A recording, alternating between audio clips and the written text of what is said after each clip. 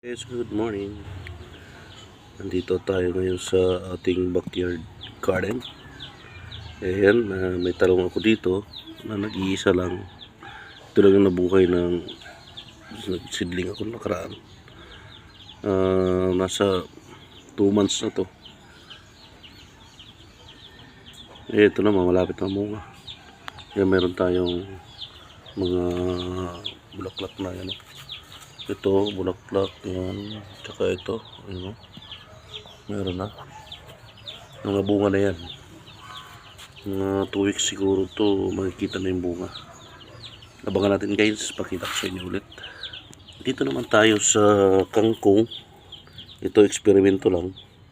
Kasi ang pagkakaalam natin, ang kangkong nasa tubig.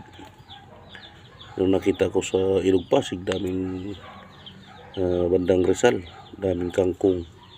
Lalo na sa 66 pag dumadaan ako sa 66 road.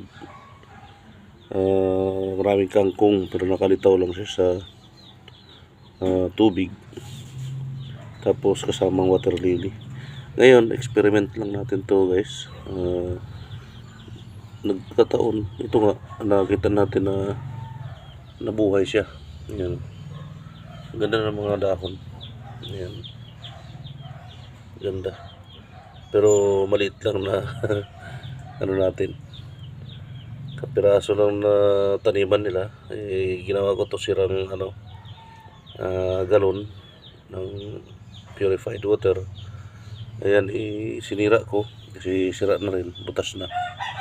Ayan, ginawa natin na pinaka base nya. Akala mo swimming pool nila, maliligo. Ayan, tumubo din. Mayroon lang tayo ditong alugbati na bagong tanim.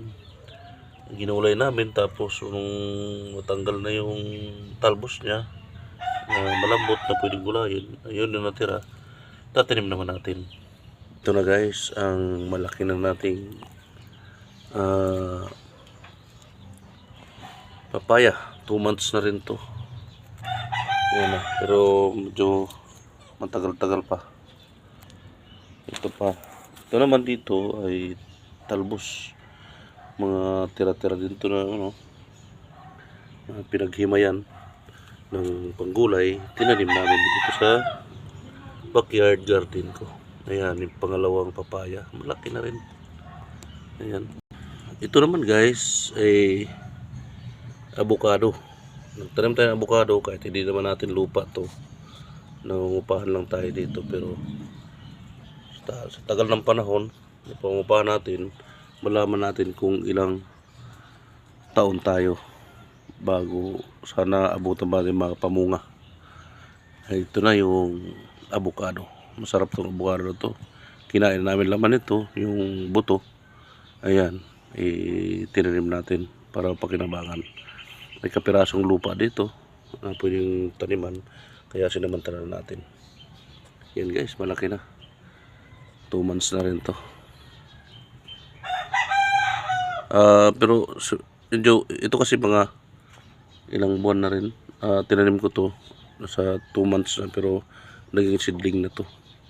Siguro nasa 1 buwan o 2 buwan.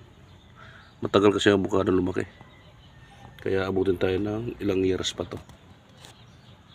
Ito naman sili natin, pero ito halo kasi to. Nahalo tong mga sili na to. Di ko alam kung ito siling green ito. Ito may siling green. Haba pa yata. Ito naman atsal to, atsal. Ayun, halo-halo na. May bunga na oh. Atsal. Ayan. Ito malaki na atsal oh. Hindi pa nahinog. Malapit na oh. Yan. Yan, malago na. Itong ginagamit natin guys na taniman, pinutol ko, kinat-cut ko yan, isang drum na plastic, kinat ko. Yun. Yan yung mga drum na pinagpuputol ko. Lumipas ng 3 buwan na to. Ayan. Pangatlo ngayon, February. December pa to, ginawa ko. Ayan oh. Ito naman papaya, maliit pa. Ito naman kamatis, guys. Ito yun, malapit na rin mamunga. Ayan. Ito, mulaklak na. Mulaklak na. Pero napakataba. Ayan guys, ilayan natin. Tingnan natin kung ano kahaba nung gaano kalaki. Sobrang taba niya. Taas. Dito naman sa ilalim, ito yung nagbating puti. Hindi naman. Yan guys, sorry. Yan, nagbating puti. Yan.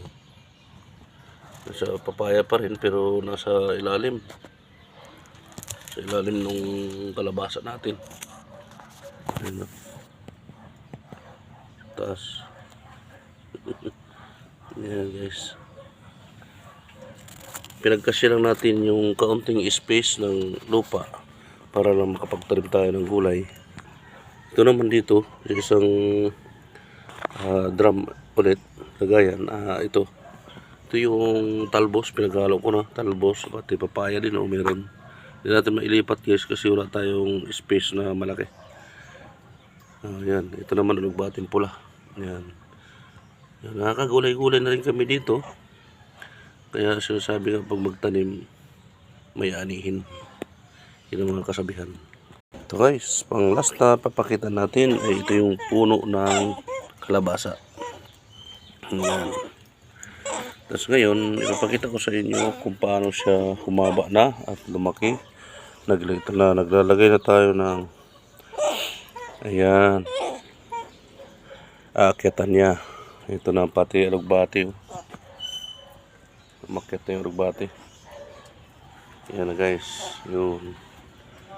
Yan. Laki na oh. So, meron tayong pataas doon. Ayan. Nasa taas na. Umakyat na sila. Ayun. Ayan na oh. Ayun na. Okay. Napakalit guys oh. Liit lang. Doon yung gripo. Tubig. Doon tayo kukuha ng pangdilig. Yun, napakalit lang. Dito sa gilid ko lang ginawa.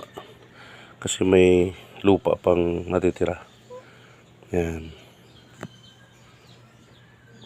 Guys, sana nagustuhan yung aking na-share sa inyo na backyard garden. Thank you. God bless.